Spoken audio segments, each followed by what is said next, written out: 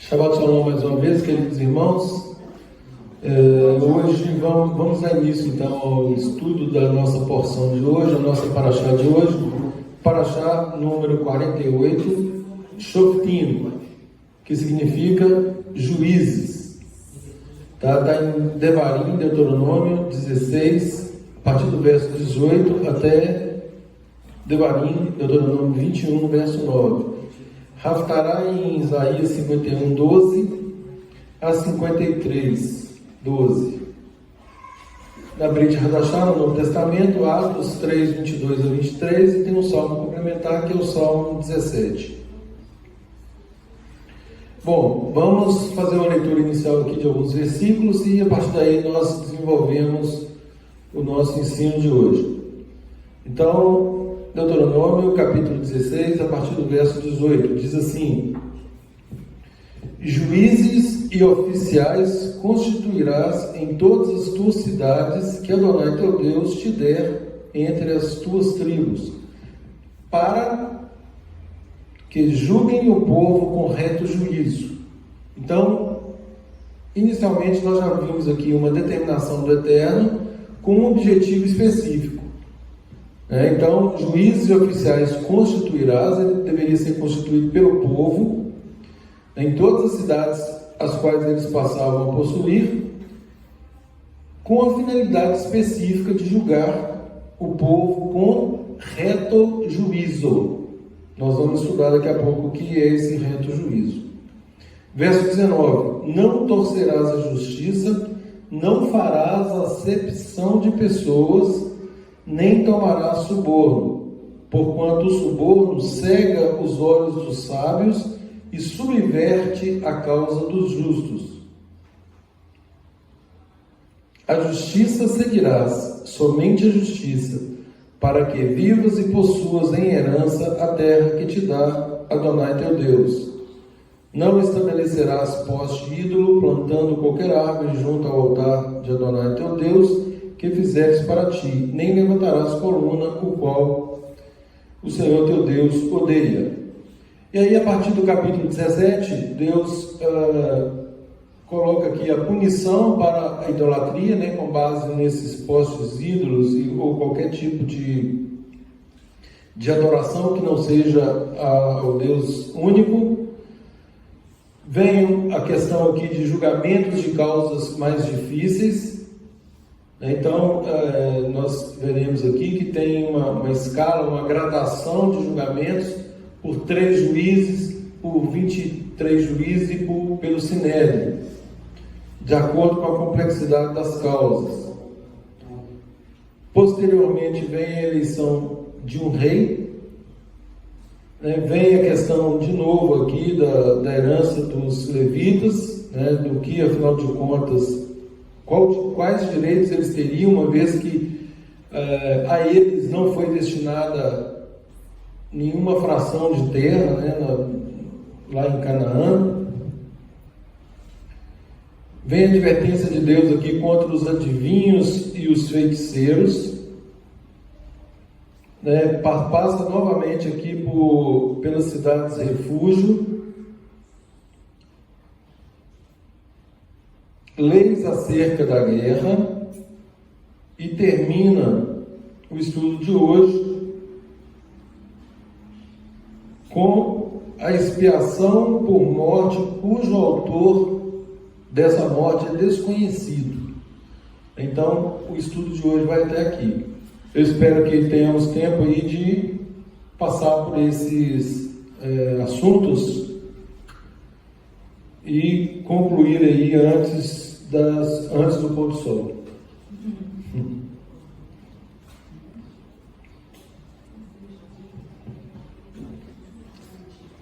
Gente, então nós percebemos aqui logo no primeiro versículo que lemos, inclusive é o que dá o nome à porção de hoje, Juízes, que no hebraico é Shoftim. Oficiais, juízes e oficiais constituirás. Juízes, Shoftim, oficiais, Shoterim. Os oficiais tais quais hoje, por exemplo, a justiça se vale, tem os juízes, e a justiça se vale dos seus auxiliares para cumprir as ordens. Então, segue esse modelo também, segue esse mesmo modelo. O juiz precisa dos seus auxiliares para que a ordem dele seja efetivamente cumprida. Não há como ele proferir uma ordem e ele próprio fiscalizar o cumprimento dessa ordem. Então, eles se valem desses oficiais que Deus determina aqui em Deuteronômio 16, 18. Então, juízes e oficiais, Shofitim e Shoterim, porás em todas as suas cidades que Adonai teu Deus te der entre as suas tribos, para que julguem o povo com juízo de justiça. Aqui na minha outra versão diz com reto juízo. Gente, nós sabemos que Deus está falando aqui então de um reto juízo. Na justiça humana tem vários parâmetros para saber o que é justo. Vários parâmetros. O Evandro hoje estava mencionando na mesa sobre a palavra verdade, que no hebraico não existe plural para essa palavra, dando a entender, obviamente, que a verdade ela é absoluta. Então, o primeiro princípio que nós extraímos de reto juízo é o absoluto da verdade, o absoluto da justiça que existe pelo padrão estabelecido pelo próprio Deus. Enquanto aqui no mundo secular, nós temos um conceito relativo de justiça, por exemplo, uma questão aí que foi decidida em época não muito longínqua, é a questão do casamento entre homossexuais, da união entre homossexuais. O que a lei humana decidiu? Os homossexuais dizem que é lícito. A lei inicialmente dizia que não era lícito. Então houve um conflito aí. E aí o Supremo Tribunal Federal decidiu que pode sim haver união entre pessoas do mesmo sexo. Então percebemos aí uma variação do conceito de justiça. O que é justo para um não é justo para o outro. O mundo judaico-cristão, por exemplo, se insurge diante dessa divergência. Porque para eles, ou para nós, isso confronta, isso afronta a vontade de Deus estabelecida. Então, o que é relativo no mundo secular, o conceito de justiça, o conceito de verdade, nós sabemos que esses conceitos são absolutos. Quando diz aqui, que juízes oficiais constituirás com um objetivo específico. Para quê? Para que julguem o povo com reto juízo. Qual é esse reto juízo? A Torá. Pronto. O reto juízo é a palavra de Deus tal qual estabelecida. Deus, quando entregou a Torá a Moisés, quando ele pediu que Moisés registrasse a Torá, ali estava toda a vontade de Deus, toda a ordem de Deus, para que todos nós pudéssemos ter uma vida de qualidade neste mundo. Até os dias atuais. Não tem nada que retificar e atualizar isso. Leis absolutas, leis perenes. Daí nós observamos o que? A perfeição da lei de Deus. Pegando apenas os 10 mandamentos, conforme nós já falamos que os 10 mandamentos são um resumo da Torá, em essência, vejamos aqui o 5º mandamento, honra teu pai e tua mãe, para que te vá bem e sejam longos os seus dias sobre a terra que te dá o Senhor teu Deus. Então, um único mandamento, né, com promessa, onde nós percebemos que até hoje, e discutimos aqui agora há pouco, a repercussão disso no mundo atual, né? Como as pessoas relativizaram isso, como que isso hoje não é levado tão a sério quanto Deus determinou. Mas é claro que Deus já sabia disso, por isso está registrado. Por isso nós devemos continuar cumprindo a ordem divina, honrar o nosso pai e a nossa mãe, para quem os tem ainda. E olha que eu estou falando de um mandamento. Então todos esses mandamentos, eles são perenes, eles são absolutos. Não há espaço para humanismo, não há espaço para relativismo. Eu não escolho o que eu obedeço. Essa é a vontade de Deus estabelecida. Uma vontade... O que a Bíblia diz sobre a vontade de Deus?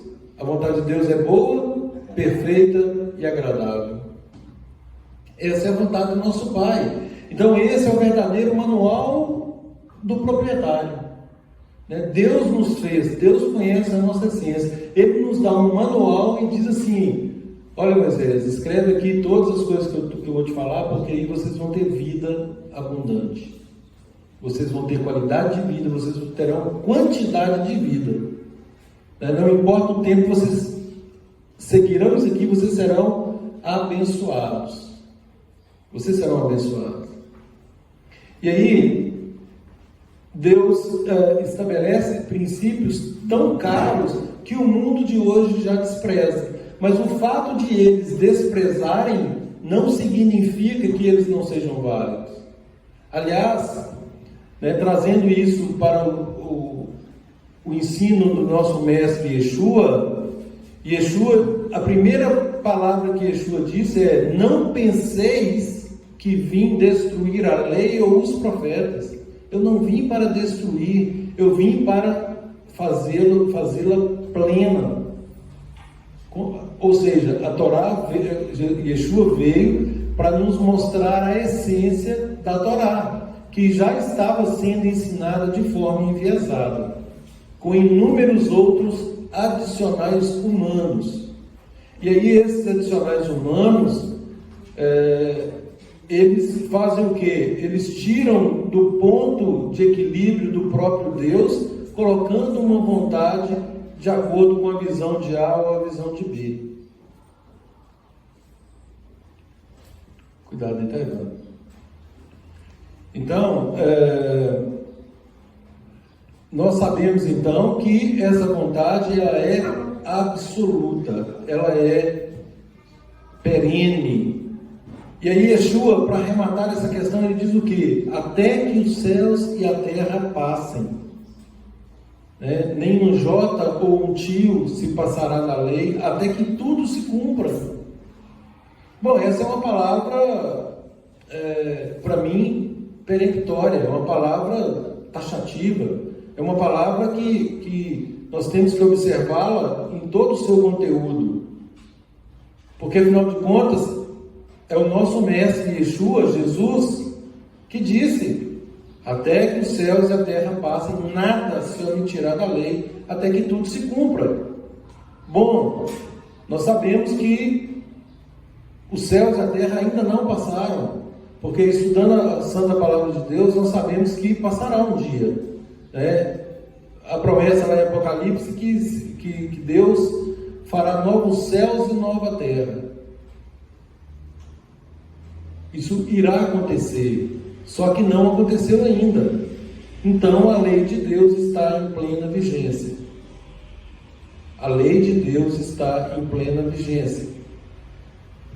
Então, gente, esse é o primeiro princípio que nós temos que ter em mente. Estabelecerei juízes, ou estabelecerás juízes e oficiais, para que pratiquem a justiça de forma reta. Pois não?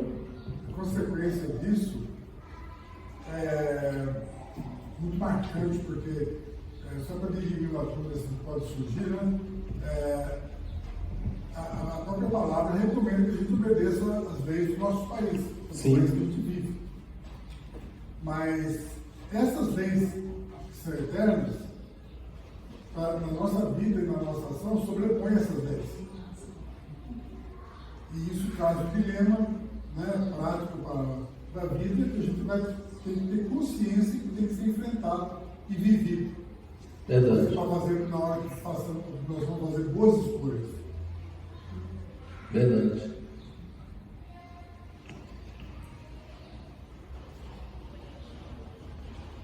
Dado aquilo que comentamos há pouco, né, da confusão de ensino, nós temos muita dificuldade hoje de apresentar essa restauração para pessoas que vieram aí ao longo de 2 milênios sendo ensinados que essa lei foi revogada, né, que o tão esperado Messias contradisse o Pai. Chegou aqui e deu ordem contrária àquilo que o Pai determinou, apesar de ele próprio dizer que nada ele fazia por si mesmo, senão aquilo que o Pai o determinou. 18 e 18 de Deuteronômio. Levantarei para eles um profeta semelhante a você, dentre os parentes deles.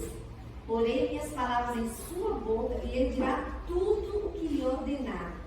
Quem não ouvir minhas palavras, que ele falará em meu nome, prestará contas de si mesmo a mim.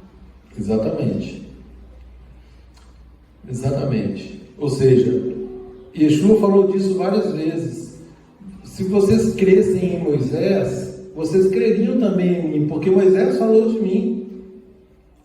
Olha para você ver, Deuteronômio 18 está dentro do nosso ensino, do nosso estudo de hoje. Que viria um profeta, e esse profeta é o Filho de Deus, é Yeshua, o qual falaria da vontade de Deus, e ai daquele que não ouvir aquilo que ele tem, né, o que ele nos deixou, toda a palavra dele. Então, gente, juízes e oficiais porás em todas as tuas cidades. Em todas as cidades, conforme eu já falei, haviam 3 tipos de tribunais em Israel, com 3 juízes, com 23 juízes, e o Sinédrio com 71 juízes. E aí isso era dividido como? De acordo com os habitantes das cidades. Até 120 habitantes, né, tinha um tribunal que chamava de Beit Din, com 3 juízes. Com mais de 120, tinha um tribunal com 23 juízes, chamado já de Pequeno Sinédrio. Valendo ressaltar que os tribunais de 3 juízes apenas, eles só cuidavam de determinadas matérias, de matérias financeiras. Quando era necessário dar uma sentença de vida ou morte, obrigatoriamente tinha que ser pelo menos no tribunal de 23 juízes. E aí, obviamente, seguindo todo o ritual, né? Todo o ritual, a questão das testemunhas, né? A forma da morte, inclusive as testemunhas agiam em primeiro lugar, para que depois fossem executadas as pessoas. Em Jerusalém, existiam 3 tribunais de 23 juízes e um Sinédrio apenas, de 71 juízes, no qual o sumo sacerdote era o principal líder, né?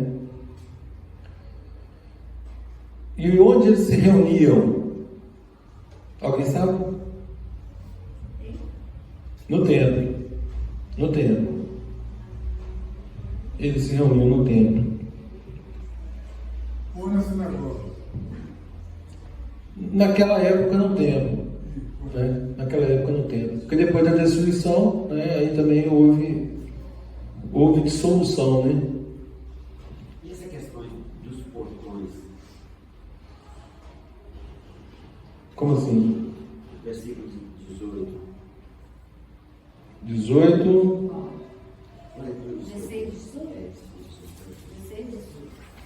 Era justiça rápida. Não, 16, 18 que eu acabei de ler. Designe juízes judiciais para todos os seus portões. Todos os seus portões aí em todas as suas cidades. Não é as entradas. Mas significando aí em todas as suas cidades. A versão messiânica está bem explícito isso aí que tem no local. Designem juízes e oficiais para todos os seus portões. Abre parênteses. Nas cidades. Isso. Uhum. É porque as cidades eram fortificadas, né? Em Jerusalém, por exemplo, até hoje, né? Você vai lá na cidade velha, cheio de portões, né? Eu pensei que perto, nas entradas da cidade, tinha os locais onde ficavam esses livros. Como uma... Não, a execução acontecia ali. Quando, por exemplo, sentença de morte, tinha que apedrejar. Então tinha que sair com eles nos portões. Eu pensei nas alfândegas, nesse Polícia Federal que fica nas entradas dos países, das cidades. Aí já está na parte dos oficiais, né? Então, mas aqui é para designar essa questão das cidades, para delimitar a questão de jurisdição, entendeu? Então, Deus estabeleceu a jurisdição, até 120 habitantes, 3 juízes, acima de 120, 23, para causas complexas, mais complexas, que resultariam em vida ou morte, o sinédrio. Não, mas aqui fala para cada tribo, de acordo com a tribo. Não, em todas as... Vamos de novo. Juízes oficiais constituirás em todas as tuas cidades que o Senhor teu Deus te der, entre as tuas tribos. Tribo por tribo. Não, entre as tuas tribos. Então, quantas cidades, sejam lá quantas cidades fossem formadas com as 12 tribos, né? Não foram 12 tribos? Não importa o número de cidades que fossem formadas. Aqui está estabelecido o critério de jurisdição. Cada cidade. Isso. Formou cidade tal. Timóteo, 120. Fabriciano, 150. Patinga, 300. Pronto. Aí nós temos aqui 3 cidades. E aí Deus estabelece aqui quantos juízes teriam em cada cidade dessa. Entendeu?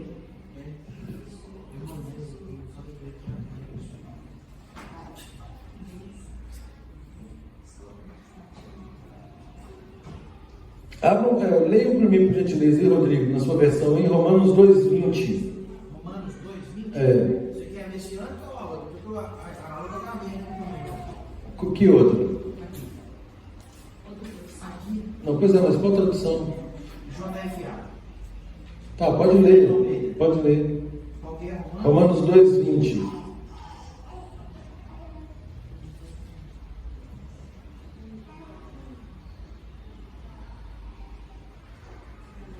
Depois alguém abre, por favor, Mateus 23:23.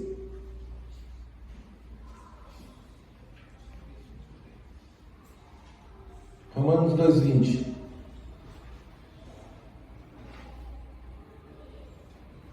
Pode ler? Pode. Instruidor dos nécios, mestre de crianças, que tens na lei a forma da ciência e da verdade. Só isso? Romanos 2:20. Quer que eu leia de novo? Não, só um minutinho.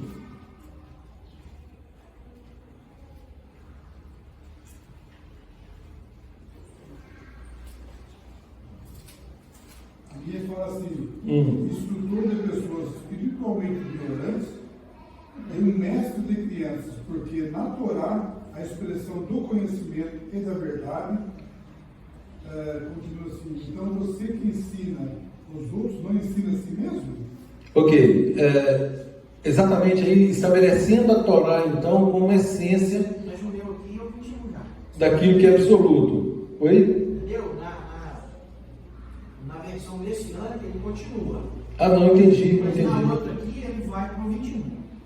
Então, mas o 20 que você leu é instrutor de ignorantes, mestre de crianças, tendo na lei a forma da sabedoria e da verdade. Então, a lei aqui, entendida como a Torá, tendo na Torá a forma da sabedoria e da verdade.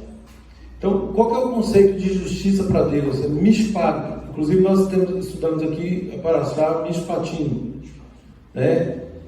esse conceito de justiça, conforme eu já disse, ele é absoluto.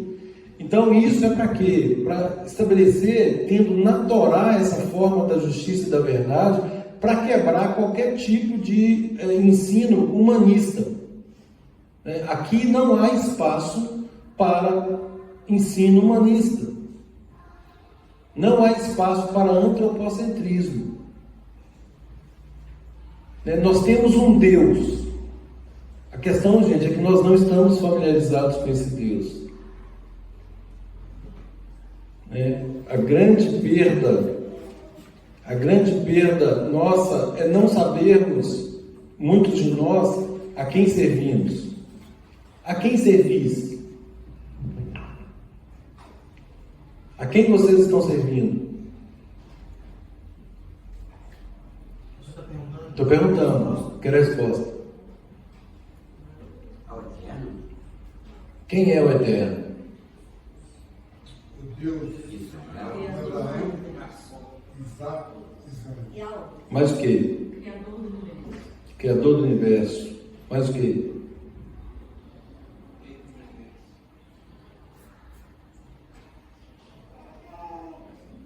E a Yeshua, seu filho, a quem enviaste. Eu vou parafrasear aqui, vou copiar um conto que eu ouvi. Eu já falei dele aqui, vou falar de novo. Um filho pergunta para o pai: pai, qual o tamanho de Deus? Eu posso só falar um negócio. Eu fui ali agora na sala para ver o que o Samuel estava fazendo, mas Ok? o Heitor. Aí o Heitor falou para o Samuel assim: ninguém pode ver Deus.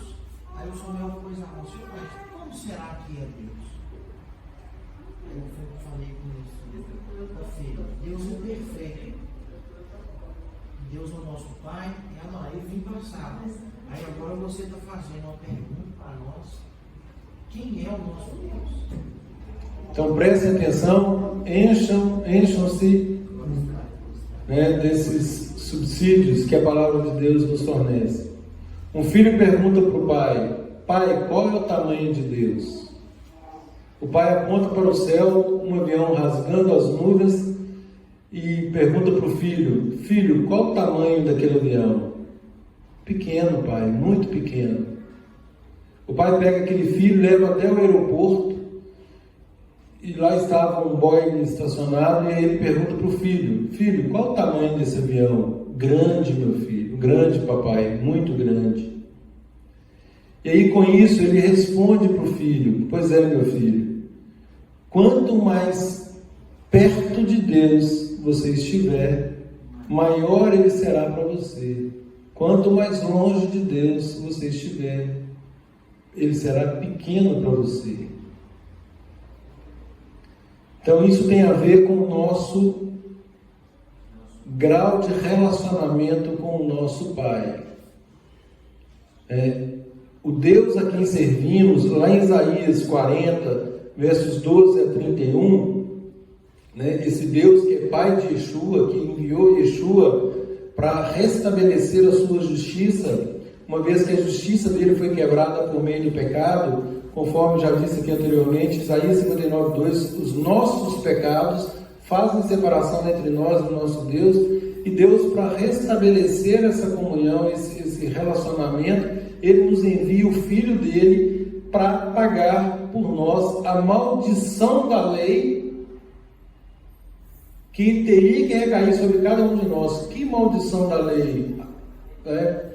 Toda alma que pecar, esta morrerá. Então eu pequei, morte. Por que eu não morro? Porque Cristo morreu por mim e morreu por cada um de nós. Esse é o nosso Deus.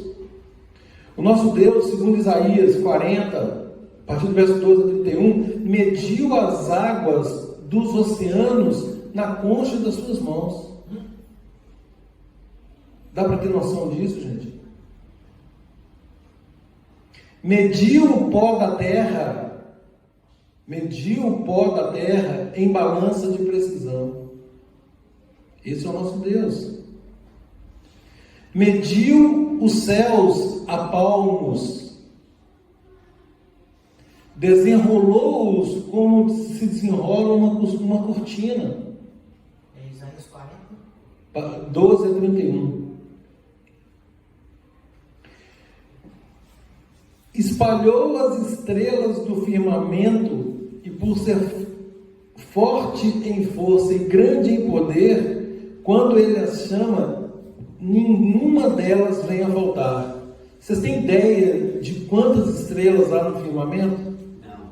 Vocês têm ideia do que Isaías 40, 12, 31 fala de quantas estrelas tem no firmamento? Areia do mar. Há mais estrelas no firmamento do que todos os grãos de areia contidos nas praias e desertos do planeta.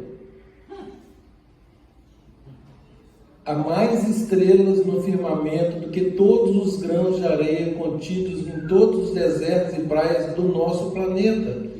E Deus as chama todas pelo nome, e quando Ele as chama, nenhuma delas vem a faltar. Esse é o nosso Deus, gente. Esse é o Deus a quem servimos.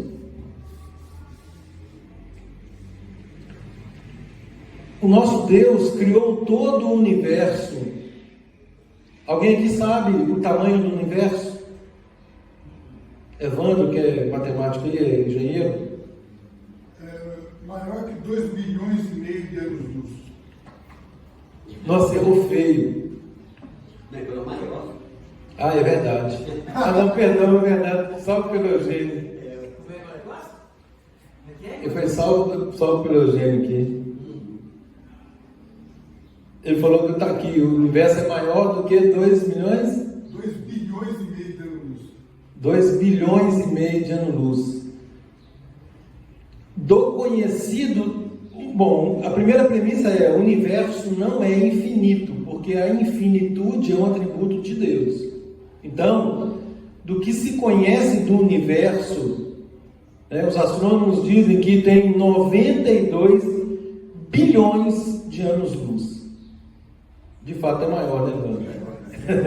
Ele jogou por baixo, né? 92 bilhões de anos-luz de diâmetro.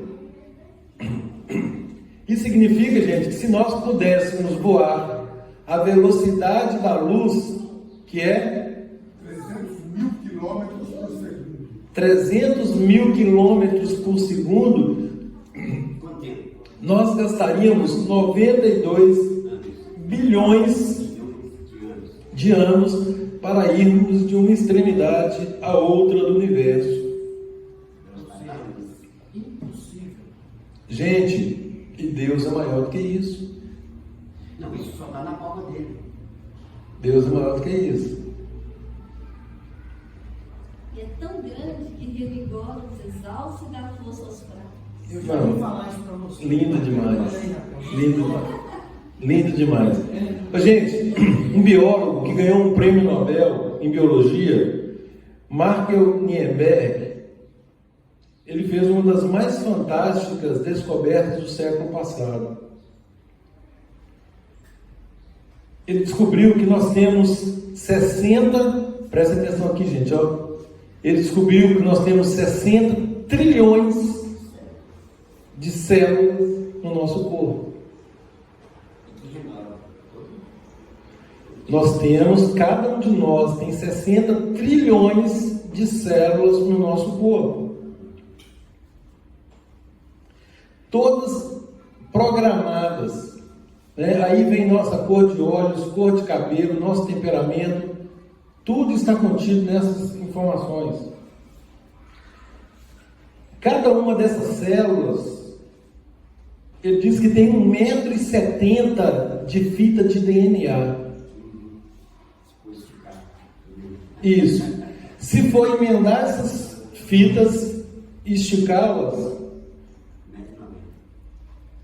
nós teremos 102 trilhões de fita de DNA, ou 102 bilhões de quilômetros de fita de DNA. São os grandes, tá bom? Gente, esse é o nosso Deus, que nos fez desta forma. Pela grandeza do nosso Deus, tudo isso aí que tu falou agora do nosso corpo é fichinho. E aí quando nós lemos, né, na santa palavra dele, que ele é o nosso refúgio e fortaleza. Eu postei essa semana, alguns de vocês curtiram, sobre a questão do aborto, né? Você tem um texto lá de Jeremias que Deus fala que quando ele era uma massa ainda informe, Deus já o conhecia, já o havia separado para a missão dele. E alguns outros exemplos. Então, esse é o nosso Deus. É a esse Deus que servimos. Esse Deus que estabeleceu uma ordem no universo que não pode ser quebrada. Ela não pode ser quebrada. Eu já mencionei aqui, vou mencionar de novo. Estudo diz, não estou me lembrando agora o nome do cientista, mas ele fala que a posição da Terra em relação ao Sol, ela é milimetricamente, ou será a menor medida que existe, perfeita. Se tiver, qual é a menor medida que existe, Evandro?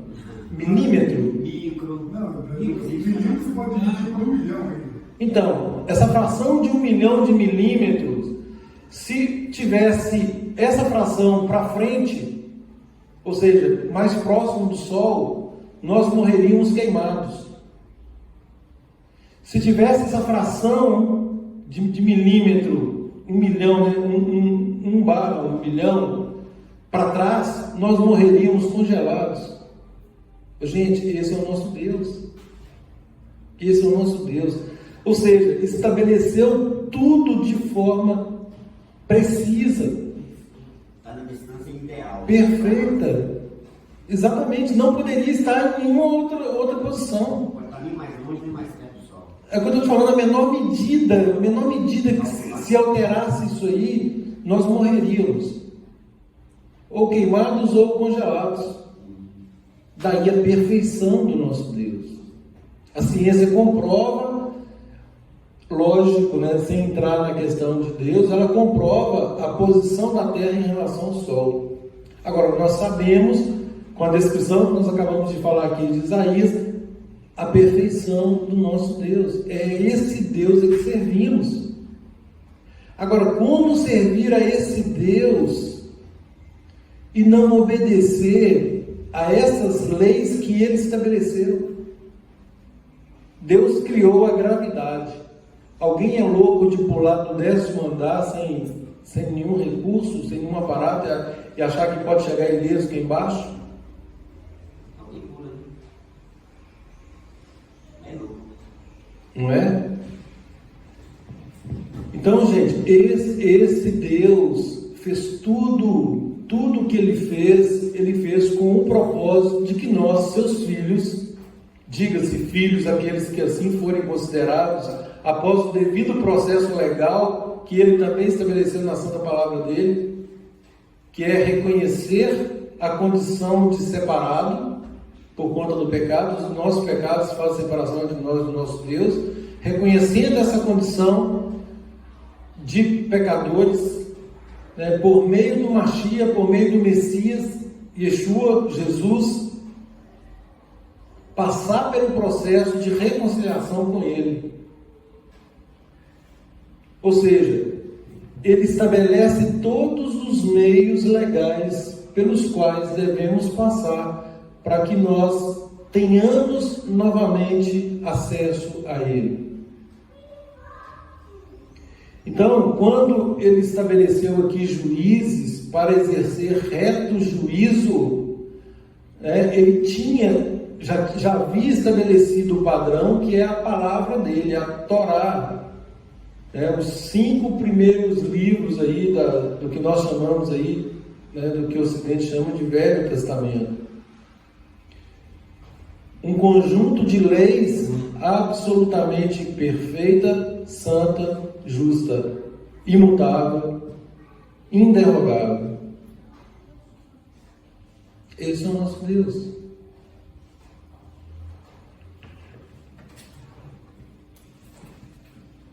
Adilson. Mateus 23, 23. Pode falar, Eugênio. Eu ia dizer sobre o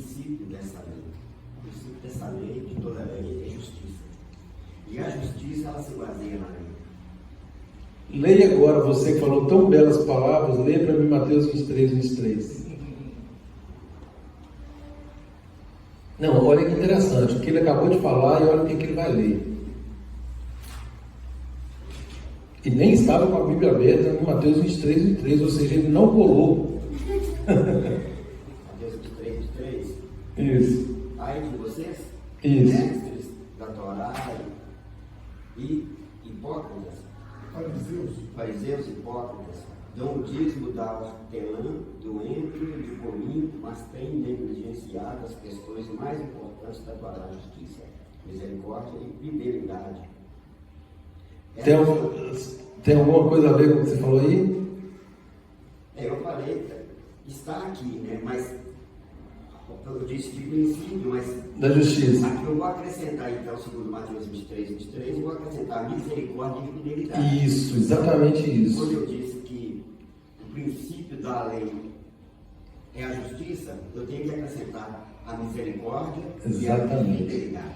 Agora prestem atenção, gente, nisso que eu vou falar agora. Eu posso ler a versão aqui? Pode. Ai de vós, escribas e fariseus hipócritas, porque dais o dízimo da hortelã, do vento e do cominho, e tendes omitido o que há de mais importante na lei, a saber, a justiça, a misericórdia e a fé. Estas coisas, porém, deverias fazer. Sem omitir aquelas. Gente, presta atenção. Presta atenção. O mais importante da Torá, da lei, conforme Mateus 23, 23, a parte final aí, é a justiça, a misericórdia e a fé. Fé aqui no sentido de confiança e de fidelidade. Então, o mais importante da lei, da Torá, é a justiça, a misericórdia e a fé.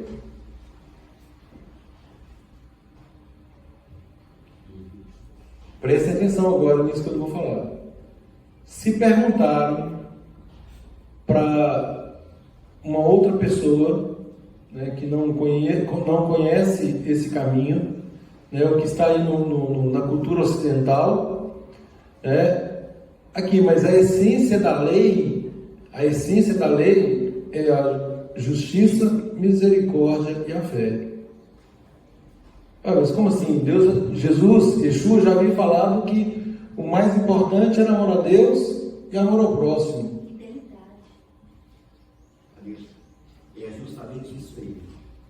A Torá, se nós pegarmos principalmente os cinco primeiros mandamentos, aí está recheado de justiça com relação de nós para Deus. Isso. Na verdade, de 1 ao 4. De 1 ao 4. De É. nós para Deus. Quando fala, por exemplo, ali, olha, não farás para ti imagem De escultura. de escultura. Isso. Isso é justiça. Porque Claro. justiça é dar ao outro o que ele merece. Então, quando eu faço uma imagem de escultura e a adoro, eu estou roubando de Deus a adoração, não estou dando a Deus a adoração que ele merece. Então, isso é injustiça. Então, a preocupação de Deus em estabelecer juízes e oficiais é com um fim específico, para que eles praticassem reto juízo. E Deus fornece para eles o instrumento pelo qual eles consultariam. Se basear. Isso. Do mesmo jeito que no mundo secular, por exemplo, para eu agir, entrar com determinada ação para qualquer pessoa, eu tenho que pegar o ordenamento jurídico vigente para que eu tenha um supedâneo, um autorizativo, para que eu possa agir em nome de determinada pessoa. Então, é o aparato legal que eu tenho em mãos. Qual o aparato legal que os juízes e oficiais deveriam ter em mãos? A Torá. Então, o reto juízo de Deus determina que se escolhesse, que eles fossem escolhidos para praticarem a justiça no meio do povo, estabelecendo não o veredito deles, o veredito pessoal de cada um. Não é o que o juiz A ou B entende que é correto, né? Mas o que Deus entende que é correto, ou melhor, o que Deus já estabeleceu como correto. Então Deus estabeleceu como correto casamento entre homem e mulher. Esse é o correto perante o padrão de Deus. E Deus estabeleceu também como abominável uma união que contraria esse princípio. Ou seja, homem com homem ou mulher com mulher. Isso para Deus é abominação. Isso está na Torá de Deus. Então, trazendo aqui para o nosso mundo, se o Supremo Tribunal Federal fosse o Sinédrio, ele nunca poderia ter decidido da forma como decidiu, porque eles decidiram com critérios humanistas. Afinal de contas, é para a felicidade do homem, do ser humano, e tal, que mal tem nisso, não sei o que. Então, sim, o homem pode se envolver com homem, mulher pode se envolver com mulher, e isso pode sim vir a ter status de família. E aí, com inúmeros reflexos jurídicos, por exemplo, direito à pensão, direito a benefício previdenciário, direito à herança, como se marido e mulher fossem. Se o Supremo Tribunal Federal fosse o Sinédrio, essa decisão ela não poderia ser cumprida. O Sinédrio quer dizer que está de acordo com a Torá. É isso aí. O Sinédrio nunca poderia tomar uma decisão contrária à Torá. Entendeu? E se eventualmente acontecesse, essa decisão ela não poderia ser cumprida.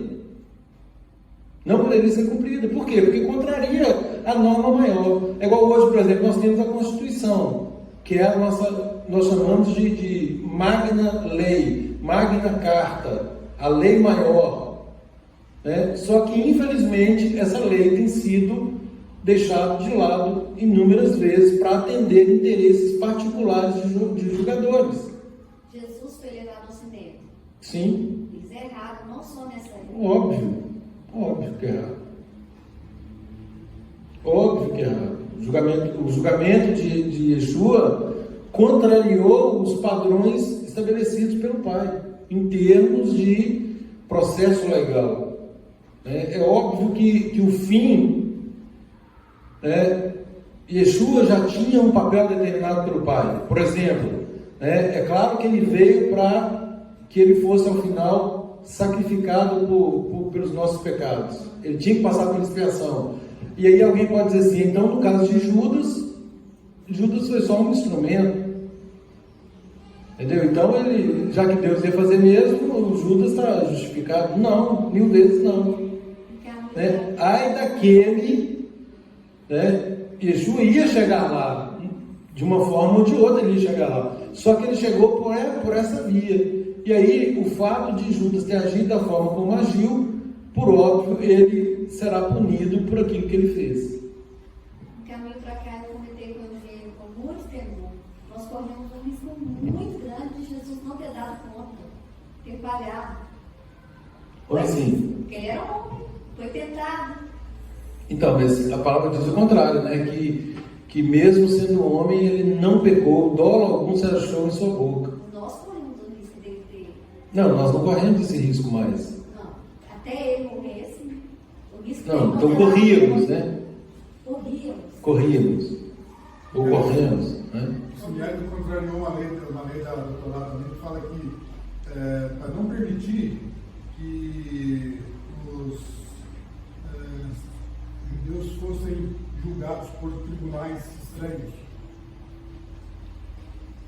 Não, tem inúmeros preceitos, inclusive tem um livro que mostra as inúmeras inconsistências da própria lei em relação ao julgamento de Yeshua. Se fala que é o julgamento mais injusto da face da terra em termos de violação da própria lei. Depois nós podemos até fazer um estudo disso. Mas ele é bem detalhado com relação a isso. O que eu estou dizendo é, embora tivessem um padrão, não seguiram esse padrão. E é exatamente isso que Yeshua fez o tempo todo em relação a eles, mostrando para eles que eles tinham um padrão, que é um padrão máximo de excelência, que Paulo chama de lei santa, justa e boa, e que eles distorceram. E aí Yeshua vem e fala assim, esse não é o sentido da Torá. A Torá, na verdade, ela está falando de justiça, misericórdia e fidelidade. Ela está falando de amor. O preceito por trás disso é muito mais abrangente do que vocês estão fazendo. Inclusive, o trecho que você já citou, de uma outra conversa, em que Yeshua fala para obedecer o que eles mandam. Isso. Para não fazer o que eles fazem. Exatamente.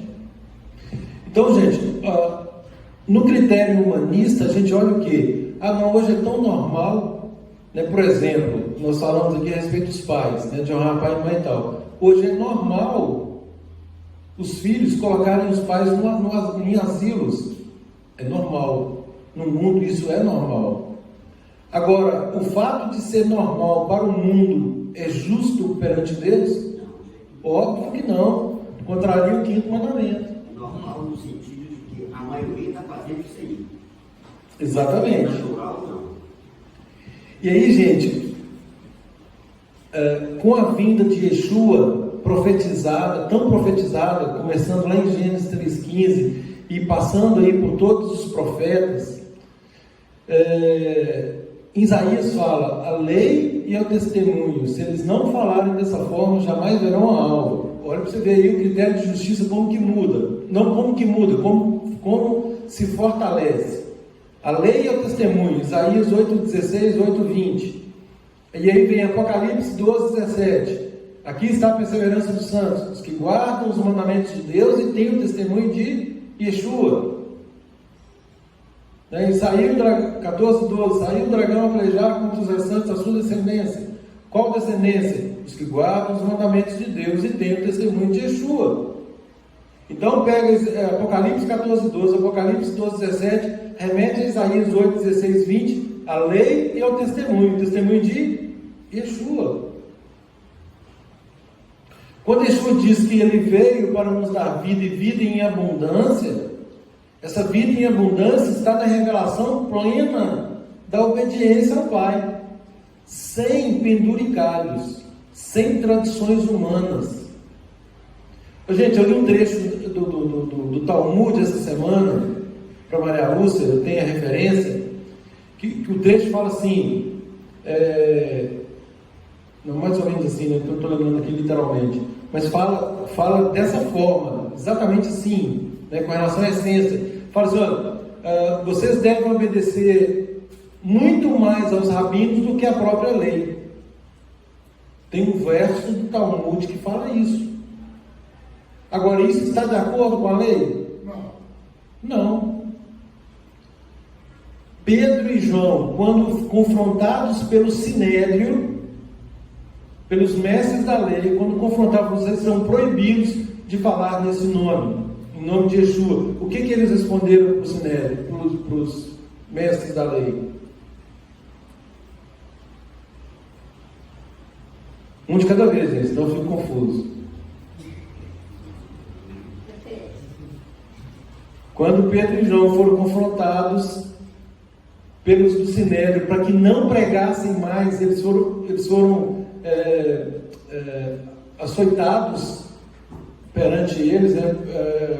O sumo sacerdote determinou que eles fossem chicoteados e logo após falaram para que eles não mais pregassem em nome de Yeshua. O que eles responderam?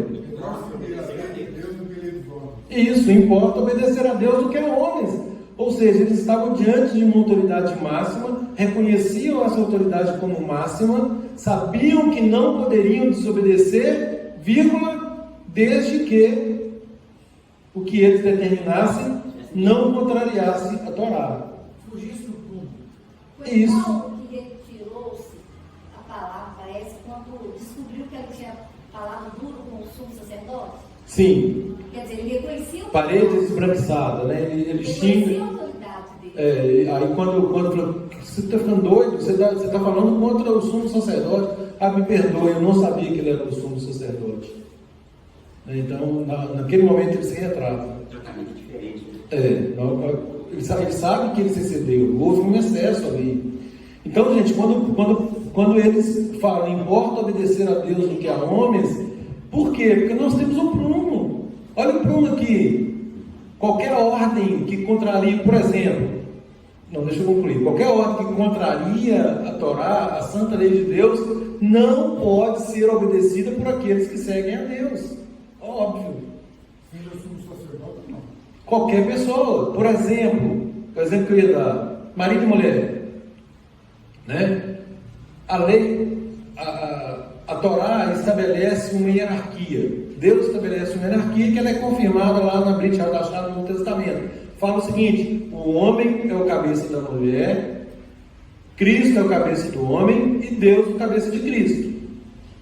Isso não significa em absoluto qualquer noção de inferioridade. Não tem nada a ver para falar que a mulher é inferior ao homem. Não é isso, não é nada disso. A mulher é submissa ao marido, por quê? Porque Deus, entre dois, Deus tinha que estabelecer uma ordem. Porque se duas cabeças mandam, o que acontece? Calma. Entendeu? Você faz, eu faço. Aquele texto também que eu postei, né? Todo mundo falou que ia fazer, ninguém fez, alguém faria e tal, no final das contas ninguém faz. Então, Deus estabeleceu uma ordem. Ó, no casal, quem vai mandar, a autoridade é do marido. A mulher, então, esteja submissa ao seu marido, não é o marido dos outros, é o marido dela. Então, ela se submete ao seu marido. Agora, se o seu marido lhe der qualquer ordem contrária à palavra de Deus, essa mulher o quê? Ela vai obedecer o marido? Hã? Não vai obedecer. Importa a mesma coisa, exatamente. Importa obedecer a Deus do que a homens. Ou seja, esses princípios, o que é absoluto, o que é absoluto é o estatuto que Deus nos deixou. É a lei dele que é absoluta. Todo o resto é relativo. Então esses juízes e oficiais, eles só poderiam, eles foram estabelecidos para um fim específico: praticar justiça, reto juízo. E isso, diga-se, que esteja em perfeita harmonia com a lei de Deus. Olha o 16:20. Eu queria ler aqui só um texto aqui, lá em 1 Coríntios 1:30, fala assim: mas vós sois dele, de Deus, em Yeshua HaMashiach. Então nós somos de Deus em Yeshua. 1 Coríntios 1:30, se alguém quiser acompanhar. Mas vós sois dele, de Deus, em Yeshua HaMashiach, o qual para nós foi feito por Deus sabedoria, justiça, santificação e redenção.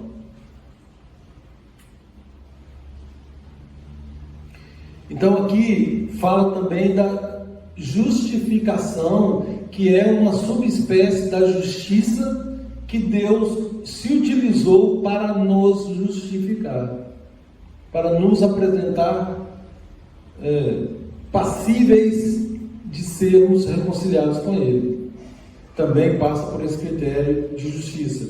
16:20 diz assim: a justiça, somente a justiça seguirás, para que vivas e possuas em herança a terra que te dá Adonai teu Deus.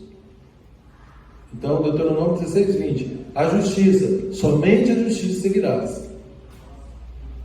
Esse é a justiça, somente a justiça.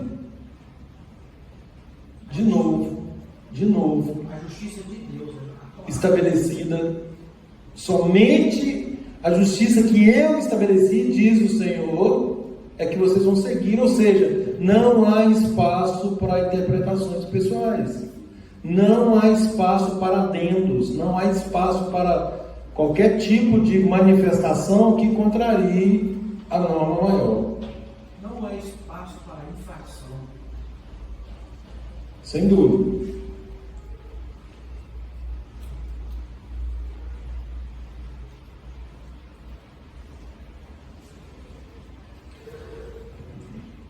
Com relação à má notícia, né? Aquela má notícia que Paulo dá para todo mundo e nos coloca a todos numa mesma condição. Romanos 3, 22 e 24.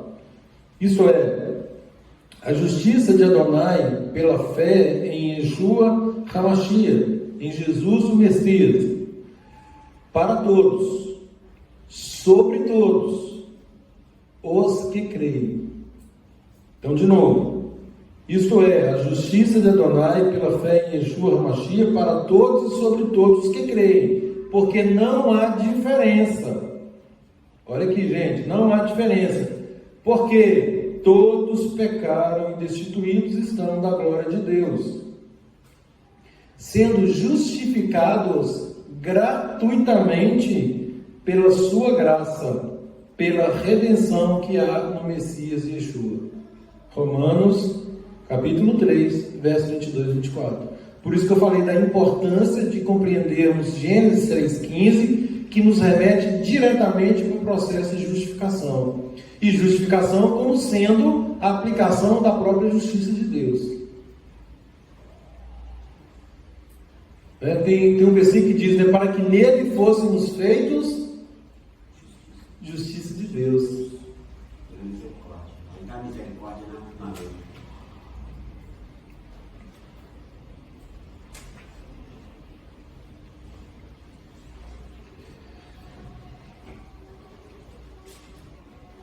No 21, gente, entra aqui na questão com relação às leis, né, não plantarás nenhuma árvore de culto junto ao altar de Adonai teu Deus que fizeres para ti. Isso aqui, obviamente, Deus está combatendo, né, conforme eu já disse inicialmente, está tentando não, ele determina aqui que se combata a todo custo a idolatria.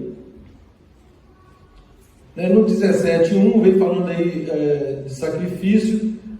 Nós já sabemos que nada que tem qualquer defeito pode ser sacrificado a Deus, e isso é abominação. Só uma questão de Bereia aqui. Eu estou lendo Gênesis 3,15 e está assim, ó. Porém, a animosidade de você, mulher, entre seu descendente e o descendente dela.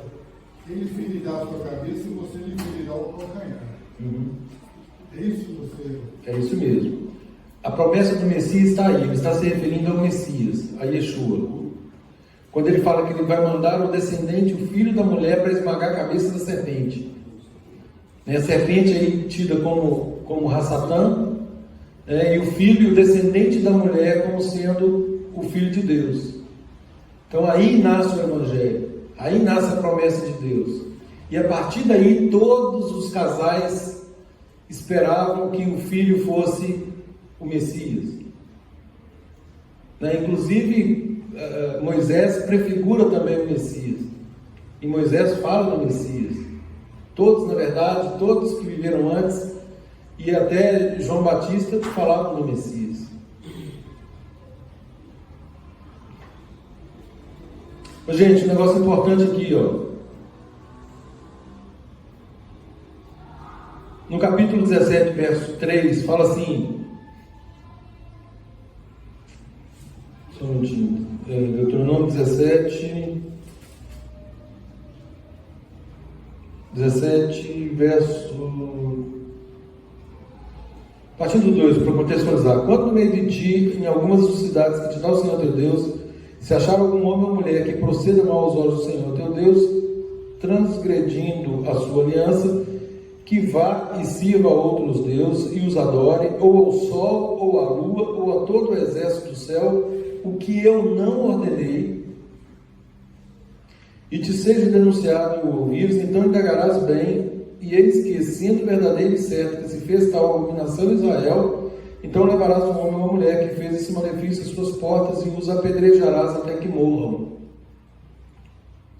Aqui está combatendo a idolatria e está combatendo uma outra coisa que é muito comum hoje em dia. O quê? Está falando aqui de astros, de sol, de lua. O que isso lembra? Astrologia. Horóscopo. Então, a Torá proíbe a astrologia né, e nós não devemos nos interessar por essas questões aí de horóscopo, por exemplo. Os magos eram astrônomos ou astrônomos? Sim. Sim. Hã? Eles eram o quê? Astrônomos. Estudavam por esse estudo que eles descobriram pelas estrelas de que o Messias havia nascido. E não é de Deus. Não. Deveria, né? Seguir uma estrela.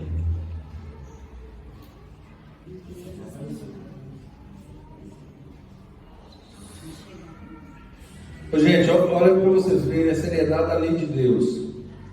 17:11. Conforme o mandado da Torá que te ensinarem, e conforme o juízo que te disserem, farás. Da palavra que te anunciarem, não te desviarás, nem para a direita, nem para a esquerda. Mais uma vez, não há espaço para desvio. Né? Conforme o mandado da Torá, 17:11. Leia para mim uma outra versão, por favor. 17:11. Conforme o mandado da Torá que te ensinarem, conforme o juízo que te disserem, farás. Da palavra que te anunciarem, não te desviarás, nem para a direita, nem para a esquerda. Conforme o teor da Torá que te ensinarem, e conforme o juízo que pronunciarem, farás. Da palavra que te disserem, não te desviarás, nem para a direita, nem para a esquerda. Outra versão, Suíço. De acordo com a Torá que eles ensinaram a vocês, cumpram o veredito anunciado sem se desviar para a direita ou para a esquerda da decisão deles. Isso, falando aqui da decisão do Sinédrio, ou do juiz, né? Só que aqui, é claro, fazendo a ressalva de que essa decisão se encontrava em plena harmonia com a Torá, né? Conforme o mandado da Torá. Né? Não é cumprir uma decisão ilegal. Mesmo que Jesus falou. Isso. Então, hoje, por exemplo, também é um princípio de direito do nosso direito. Né? Fala que ordem ilegal ela não deve ser cumprida. É que o STF mais faz. Infelizmente.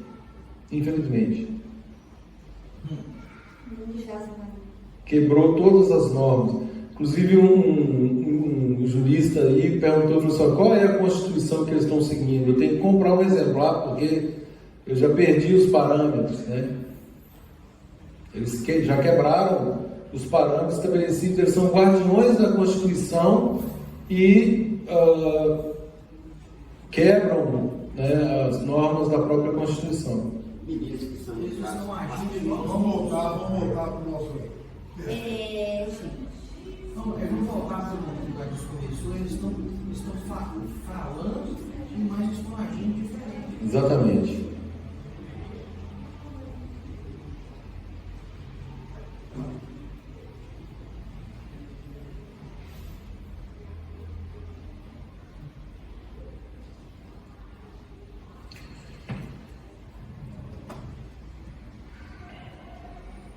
Quando a decisão, gente, do Sinédrio, por exemplo, ela era dada e estava de acordo com a Torá, se alguém resistisse à decisão, morreria.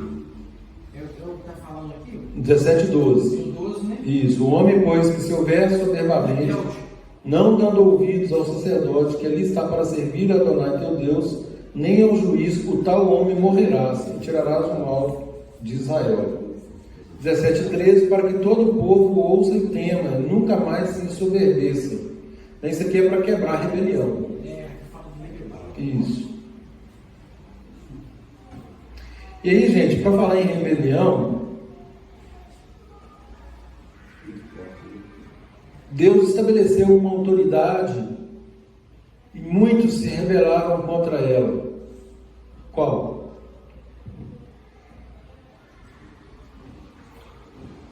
A maior autoridade. Qual a maior autoridade que já pisou nessa terra? Claro, Yeshua.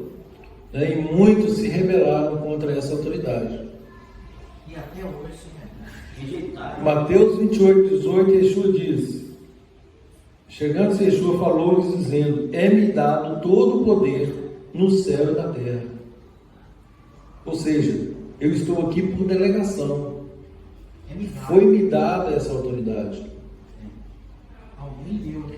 Então aquele que resiste a Yeshua, resiste ao Eterno. Que ele deu toda a autoridade. Então é impossível falar que ama o Eterno, que segue o Eterno e resiste a Yeshua. É impossível. Ou o contrário, da liberdade. Né? Sim, sim.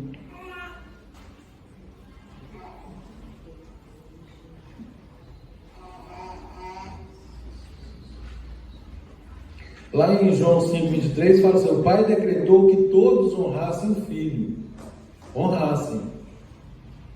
E aquele que obedece ao Pai honra o Filho. Aquele que não honra o Filho não agrada ao Pai. João 5,23.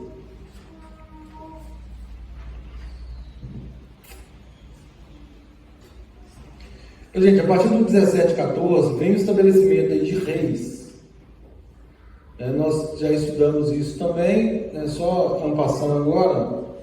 17,14 diz assim: quando entrares na terra que te dá Adonai teu Deus para possuires e nela habitares, e disseres: porei sobre mim um rei, assim como tem todas as nações que estão em redor de mim.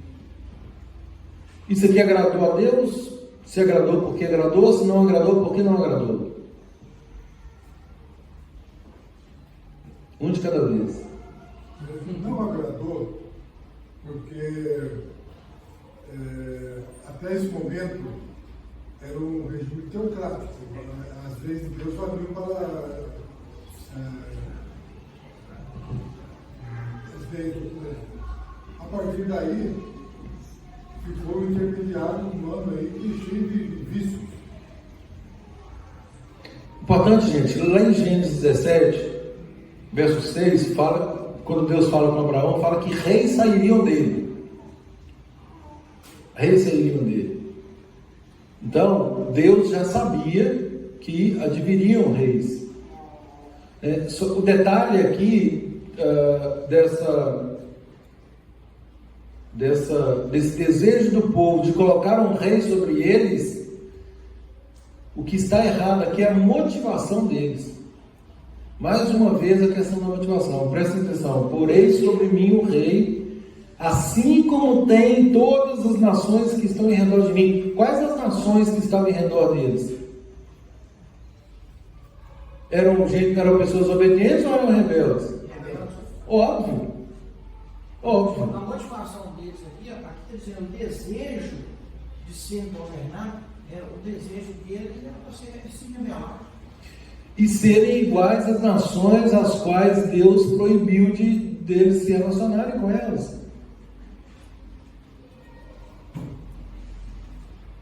Olha o 17,15.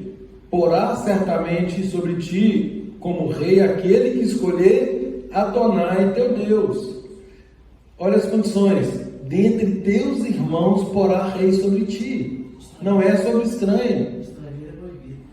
Não poderás pôr homem estranho sobre ti que não seja um dos teus irmãos. Olha os requisitos aí. Aqui, por exemplo, no nosso país, para ser presidente da República não pode ser estrangeiro. Tem que ser brasileiro nato. É por isso que eles falam que o anticristo vai ser judeu.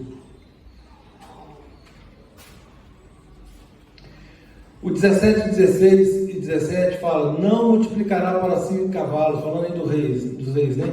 Não multiplicará para si cavalos, nem fará voltar o povo para o Egito para multiplicar cavalos, pois Adonai nos tem dito: nunca mais voltarei por esse caminho.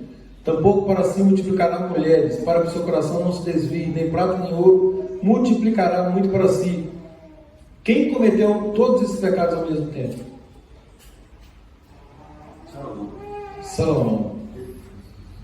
Salomão fez tudo o que Deus havia proibido. Multiplicou cavalo, fez voltar ao Egito para comprar cavalo, mulheres, 1000 mulheres, gente, por aí vai. Muito ouro, muita prata. Então, pecou nessas áreas aí. Aqui no comentário fala assim: olha, se o rei Salomão tivesse atentado para a Torá, ele não teria caído em pecado. Olha você ver. E qual que era o mandamento de Deus? Nós passamos pelo versículo. Qual era o mandamento de Deus acerca dos governantes? Eles teriam que ter o quê?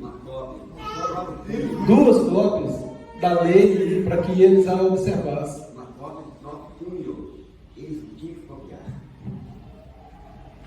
Então, olha a seriedade de tudo isso, né? E Salomão, que era muito sábio, o que aconteceu com ele? Ficou o quê?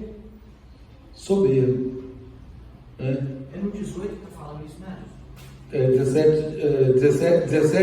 17. Aí, com relação ao livro, no 18, 19. Será também que quando se sentar sobre o trono do seu reino, escreverá para si um traslado dessa lei num livro, de que está diante dos sacerdotes levitas, e terá consigo, e nele lerá todos os dias da sua vida, para que aprenda a temer Adonai, teu Deus, para guardar todas as palavras dessa lei e estatutos para fazê-los. Então a base do reino era a Torá, né? Até hoje. Claro, até hoje. E ler a Torá todos os dias.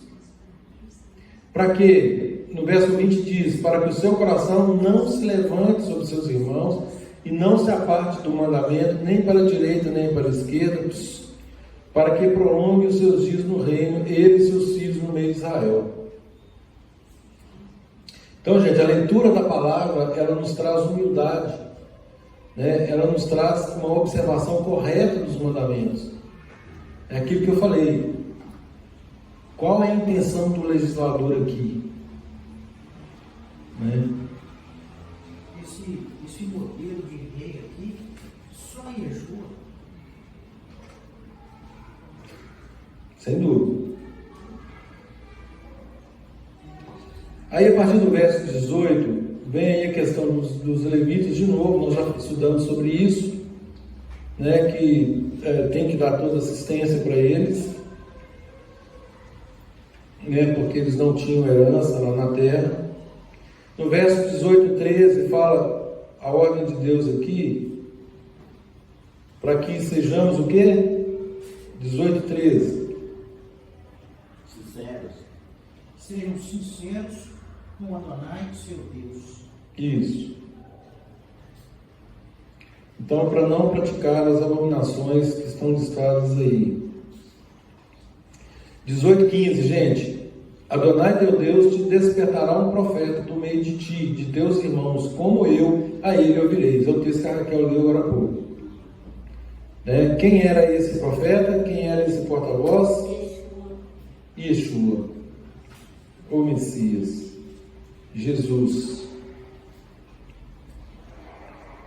Eu porei as minhas palavras na sua boca. Gente, presta atenção.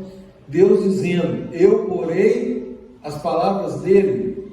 Não, eu porei as minhas palavras na boca dele, do profeta.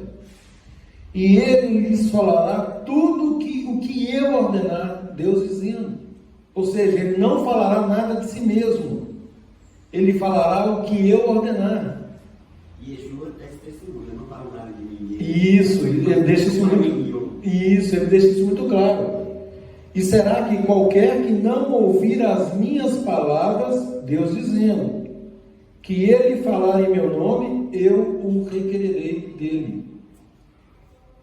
E aí de novo, né, Yeshua lá em Mateus 23, versos 1 e 2 diz assim: escribas e fariseus se assentaram na cadeira de Moisés.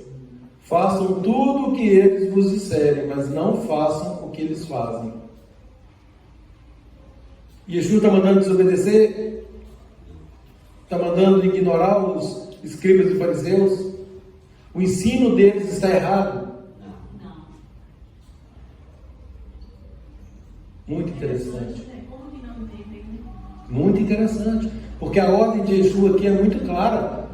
Escribas e fariseus se assentam na cadeira de Moisés. O que isso significa? Significa que escribas e fariseus estão ensinando tal qual Moisés ensinou. Moisés não ensinou também por ele mesmo. Ele ensinou aquilo que Deus passou para ele. Obrigado, gente. Então, Yeshua disse: escribas e fariseus estão sentados na cadeira de Moisés, né? obedeçam tudo o que eles estão falando. Vocês só não copiam o modelo, mas o que eles estão falando é certo. Ou seja, obedeçam a tudo que Moisés determinou. Porque Moisés também não agia por si só, ele agia como um Elohim, como um homem ungido de Deus para cumprir o propósito de Deus, em nome de Deus. Obrigado, gente, meus amigos.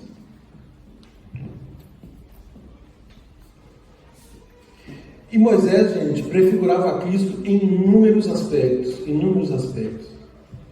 Não vamos entrar nesse detalhe aqui, porque senão vai demorar muito.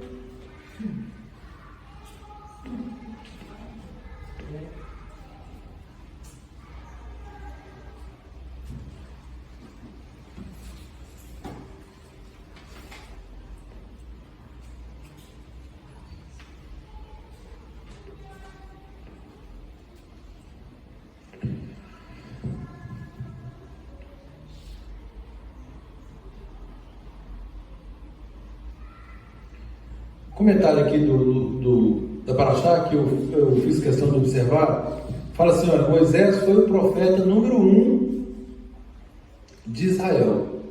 Ninguém nega a importância de Moisés, não é assim? Tanto é que até hoje, né, ele é reverenciado. Ele não é idolatrado, ele é reverenciado. Existe muito respeito pela figura de Moisés, pelo papel que ele desempenhou. E isso não está errado. Foi através dele que nos chegou a Torá.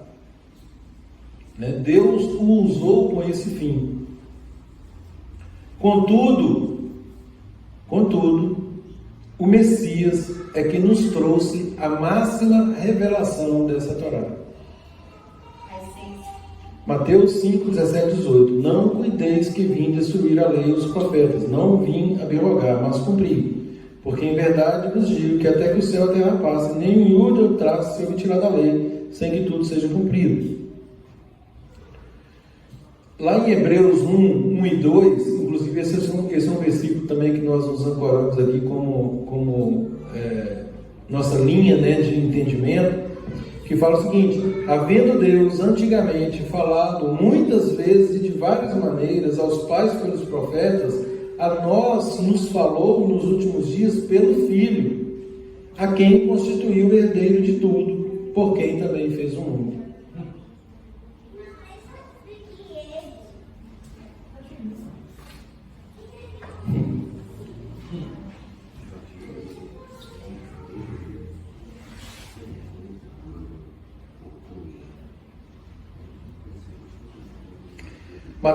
João 5,39, gente, 46, fala assim: examinais as Escrituras, porque vós cuidais ter nelas a vida eterna, são elas que de mim testificam. Verso 46, porque se vós cresceis em Moisés, creríeis em mim, porque de mim escreveu ele. Acabamos de ler agora há pouco o versículo, de que Moisés fala acerca do Messias.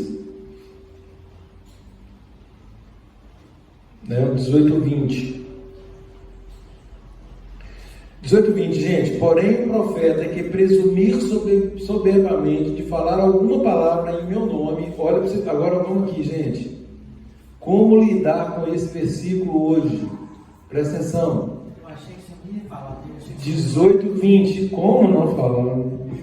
Porém, o profeta que presumir soberbamente de falar alguma palavra em meu nome, que eu não lhe tenha mandado falar, ou que falar em nome de outros deuses, tal profeta morrerá. Exatamente. Ô Deus, então como é que fica? A lei e os profetas duraram até João Batista. Sim. E os dons da profecia? Não duraram. A tradução correta é: a lei e os profetas profetizaram até João Batista. Não que duraram até João Batista. Profetizaram até João. Por que profetizaram até João? Porque João é o último profeta que fala do Messias, e ali ele encontra o Messias. Então, a partir dali já era a materialização daquilo que eles já haviam profetizado. Como é que fica dom de profecia? Todo dom de profecia, ele é analisado à luz da própria justiça da Torá. Entendeu? Então, qualquer profecia, ela tem que estar em perfeita harmonia com o que já está revelado. Não existe nova revelação. Então, não há se falar Deus, a gente ouve muito isso, né? Deus falou comigo. Até a data da volta de Jesus. Exatamente. Não, mas aí, Aí, pô, às vezes a gente não está vendo morte biológica, mas Não, essa morte ela vai acontecer do mesmo jeito que vai acontecer com quem está pecando. O salário do pecado é a morte. A pessoa peca de forma deliberada, ela morre instantaneamente? Não morre. não vai morrer. Ela vai ser, como diz, a ira de Deus está se acumulando, vai acumulando, até vai chegar num ponto que vai transbordar. Aí Deus executa o juízo. É claro que essa pessoa ela já está morta espiritualmente, né? A pessoa que não ouve, não compreende essas coisas que nós estamos falando, é uma pessoa morta espiritualmente. A consciência já está cauterizada, né? Ela já não, aquilo já é alheio à percepção dessa pessoa. Yeshua tem o poder de dar vida a esses mortos. Sim, com certeza, mas para que ele faça isso, a pessoa tem que captar, né? fazer deixa Ele tem que captar primeiro, entender, né? Entendeu? Aí sim fazer o caminho de volta. Agora, no caminho de volta, gente, aquilo que eu estava falando, não basta só eu aceito Yeshua, né? Não é levantar a mão, eu aceitei Jesus. Não é isso, não é só isso, né? A partir do momento que ele aceita e que ele é justificado pelo sangue do Messias, de Yeshua, começa um processo de um de cada vez, gente. Não, de santificação. De santificação, sem a qual ninguém verá o Senhor. Ou seja, ok, aceitei, eu quero, vamos passar pelo mikvê, né, pelo batismo, ok? E agora? Começa o processo de santificação. Santificação é o quê? Viver em perfeita harmonia com a vontade de Deus. E a vontade de Deus está manifestada onde? Na Torá. De novo, gente, é cíclico. É cíclico. A vontade de Deus também. Como falar? Lá em João fala isso. Aquele que me ama guarda os meus mandamentos. Como falar que ama a Deus e não guardar os mandamentos de Deus? Isso é contraditório, né? Dentre os vários textos contraditórios utilizados para refutar a santa, boa e justa lei de Deus que Paulo enfatiza lá em Romanos 7. Então, Raquel, qualquer profecia dada, né, Deus nos dá os fundamentos de julgar essa profecia. Como saber? Se não cumprir, não é. Isso. Não, e também tem que estar de acordo com os preceitos da Torá. Se não estiver, não pode ser de Deus. Não pode ser. O 21 explica isso, né? 21, 22. Se disseres no teu coração, como conheceremos a palavra que Yahvé não falou? Quando tal profeta falar em nome de Yahvé e tal palavra não se cumprir, nem suceder assim, esta é a palavra que ele não falou. Com soberba a falou tal profeta. Não tenhas temor dele. Então, gente, são falsas profecias, né?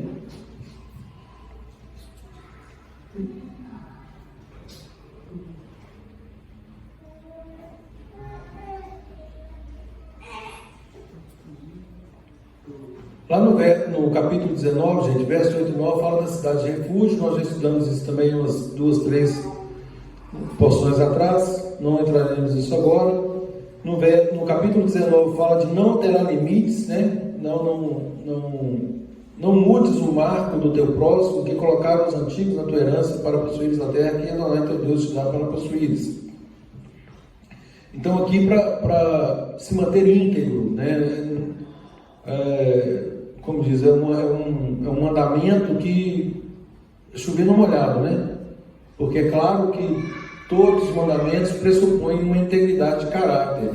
E numa integridade de caráter não há espaço para alteração de limites, né, que foram estabelecidos. Por que minha cerca passa aqui, eu vou alterar 1 metro para trás, 1 metro para frente, entendeu? Para alterar isso. A partir do capítulo 20 fala das guerras, como, né, das normas para as pelejas, para as guerras. E o interessante que eu quero destacar, gente, capítulo 20, verso 5. Então os oficiais falarão ao povo dizendo: qual é o homem que edificou casa nova e ainda não a consagrou? Vá e torne-se a sua casa, para que porventura não morra na peleja e algum outro a consagre. Olha o verso 8. Continuarão os oficiais a falar ao povo dizendo: qual é o homem medroso de coração tímido? Vá e torne a sua casa, para que o coração de seus irmãos não se derreta com o seu coração. Terceiro,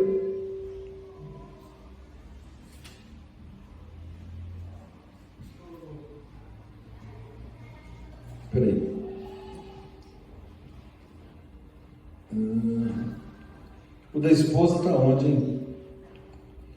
25, capítulo 20, o verso 5 fala da casa, não, qual o homem que edificou a casa nova e ainda não a consagrou? Vai e torna para ela, para que não morra na peleja e a consagre. Qual o homem que plantou uma vinha e ainda não a desfrutou? Vai e torne-se a casa, para que não morra na peleja e outra desfrute. O verso 7. Qual o homem que está desposado com alguma mulher e ainda não a recebeu? Vá, torne-se para casa, para que não morra na peleja e outro a receba. Ou seja, são as exceções para não participar da guerra. Né? E é interessante aqui que vem a questão da casa, né? Que a primeira coisa que alguém que quer casar ou se casar, né, tem que se preocupar é com o imóvel, com a casa. Segundo é o negócio, a vinha que ele planta. Para o sustento da casa. Isso, para o sustento. E depois aí, uma vez que tem esse sustento, a esposa. Então, se ele tem essas coisas e não desfrutou delas, ele está autorizado, inclusive os oficiais estariam autorizados a mandá-los para que eles fizessem isso, né? Porque poderia acontecer de eles morrerem na guerra. Os medrosos também. Aí a questão dos medrosos, aquele que estava ali sem querer estar ali. Então, era dada a oportunidade também para aquela pessoa que, se ela não se sentisse apta, ela deveria sair, por quê? Para não contaminar os outros. Só que aí no verso 3 aí, ó, diz assim: ele deverá dizer: ouça, Israel, vocês estão para entrar em batalha contra os seus inimigos. Não se desanime nem temam, não se alarmem nem sejam amedrontados por eles, pois Satanás, seu Deus, vai com vocês lutar a seu favor contra os seus inimigos e dará a vitória a vocês. Esse e dará aí. Não, era algo absoluto. Só que é o seguinte. Não tinha nem medo mesmo, não. Então, presta atenção. O que está dizendo o texto? Está dizendo o seguinte: que a vitória seria certa, mas mesmo havendo vitórias, sempre há baixas. E aí, nessas baixas, poderia ter alguém nessas condições. Entendeu? Por isso que Deus recepciona aqui. Se alguém construiu a casa e não gozou dessa casa, pode mandar ele para casa. Se alguém fez uma vinha e ele ainda não desfrutou, manda para casa. Noivou e não casou. Isso. Não, se alguém recebeu já e não teve a oportunidade de consumar o casamento, volta para casa. Se Deus, havendo prometido a vitória, se você está com medo, volte para casa. Justiça. Entendeu? Essa noite eu comentei com minha mãe: mãe, o que Deus me dá é para mim, não é para o outro usar depois que eu morri. Olha o interesse de Deus. Ele deu uma casa, ele quer que desfruta, ele deu uma esposa, ele quer que desfruta, a vinha, para outro não desfrutar o que ele deu para você. Sim. Está aqui. Justiça. Tem um outro princípio aí com relação à questão da herança, que fala que os pais deixam herança, os justos deixam herança para os seus filhos. Né? É claro que o pai não pode passar por privação para deixar para o filho. Se ele tiver. Isso. Como diz, prestadas as contas, apurados os estudos, sobrou alguma coisa? É do filho. ou são dos filhos. Não é assim? Agora, isso não significa que os pais devem se privar por conta dos filhos, é claro que não. Exatamente aí entra esse conceito, né, de que aquilo que Deus nos dá é para o nosso uso, para usufruirmos da melhor maneira possível, na responsabilidade que a própria lei estabelece, não é gastar e fazer algo de forma imoderada ou irresponsável, não é gastar com motivação de não deixar, entendeu? A motivação aí que vai mandar. Agora, igual eu estou falando, no final de uma vida, apuradas todas as coisas, sobrou alguma coisa? Aí sim, pertence isso é direito de O herança. princípio é todo homem vai plantar a sua linha, né? Do papai e da mamãe. Não, óbvio, sim, sem dúvida. Gente, os americanos, né, que são o modelo capitalista mais bem sucedido, o filho, a partir de 16 anos, ele já sai de casa. Pelo menos era, né? Agora não, agora não, nem a crise, com essa onda de comunismo aí que já vem assolando alguns nas últimas 2 décadas, pelo menos, já mudou esse perfil. Porque lá a partir dos 16 anos saía de casa obrigatoriamente. Os próprios pais não deixavam. Hã?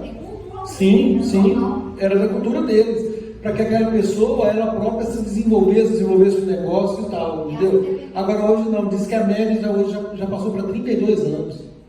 Ou seja, o dobro. Já dobrou essa média. Né? Hoje os filhos não querem sair da casa dos pais. Lá mesmo. Então, já piorou isso aí. E pela Torá? Essa independência. É o que você acabou de falar. Cada qual que conquiste o seu espaço. Né? A palavra diz que os nossos filhos são como flecha na aljava. O que você faz com a flecha? Você deixa ela na aljava? Não, tem que soltar. Tem que soltar. É colocar e puxar com bastante força e deixar seguir. Ele vai seguir o caminho dele. Vai cumprir a função dele. Função dele, o papel dele, a missão dele. Né? Deus não tem netos. E o que é acertar o alvo? Obediência aos mandamentos de Deus. O que é errar o alvo? Hamartia, o pecado, né?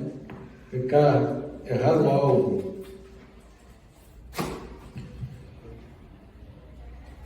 Gente, o último tópico é acerca daquela morte que acontece quando não se sabe quem matou. Qual é a solução que a Torá nos apresenta? Então, morreu alguém aqui próximo entre a divisa das 3 cidades aqui, Timóteo e Patinga, alguém morreu ali. Não se sabe quem matou. O que a Torá ordena que façamos? Procure a cidade mais próxima.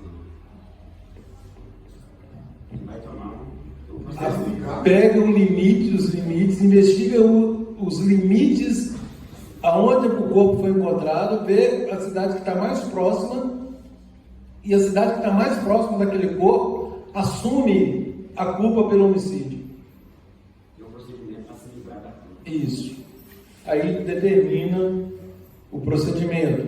Na lombilha do pescoço quebrado. Isso, exatamente. Tem muito a ver com o corpo isso aí. Porque eu aprendi que quem vive no corpo, né, tudo que acontece dentro do corpo afeta todos os elementos do corpo. Claro. Com certeza. Então, isso é a responsabilidade da coletividade. Eu estou encerrando, gente. Responsabilidade da coletividade. E diz o seguinte: se morreu ali, de algum modo, por que da responsabilidade? Eventualmente essa morte poderia ter sido evitada. Deus, se tivessem, vamos colocar aqui que a responsabilidade seja de Timóteo, né? Não, a responsabilidade é nossa. Bom, o Cleiton teve contato com a pessoa e não fez nada, o Rodrigo a mesma coisa, a Evandro a mesma coisa, o Eugênio a mesma coisa e tal, entendeu? E por conta de não terem feito nada, essa pessoa acabou morrendo. Ninguém protegeu, ninguém defendeu. Ninguém desviou essa pessoa do caminho do mal, talvez. Ninguém apontou para ela o que era correto. Ninguém falou para ela isso. Ninguém a repreendeu na palavra. Ninguém falou para ela do amor de Deus e o que Deus poderia fazer por ela. Ninguém falou de qual Deus é esse, o tamanho do nosso Deus. Né? E por conta disso, essa pessoa morreu. Eu vou também, ele é O que assim. aconteceu lá com o samaritano, né? Exatamente, exatamente. Exatamente. Exatamente, a parábola do bom samaritano retrata bem a situação. Ou seja, sacerdotes passaram perto e não fizeram nada. Outros passaram perto e não fizeram nada. Aí vem um estranho e faz alguma coisa. De outra cidade, olha você vê, tem pessoa de outra cidade que era estranha. E olha para você ver, a Torá fala o seguinte, gente, se tem um estrangeiro no nosso meio, nós devemos fazer o quê? Tudo para ele. Acolhê-lo como se fosse da família. Eu vi um estudo falando que o levita, pela lei, não pode tocar em mortos. Por isso que eles não foram lá. Legalismo. O que é mais importante? Exatamente, falam e não fazem. Aí Yeshua vem e fala, gente, o mais importante é isso aqui que é mais importante. Isso tem que ser feito? Tem que ser feito, mas o preceito que está por trás aqui é a preservação da vida.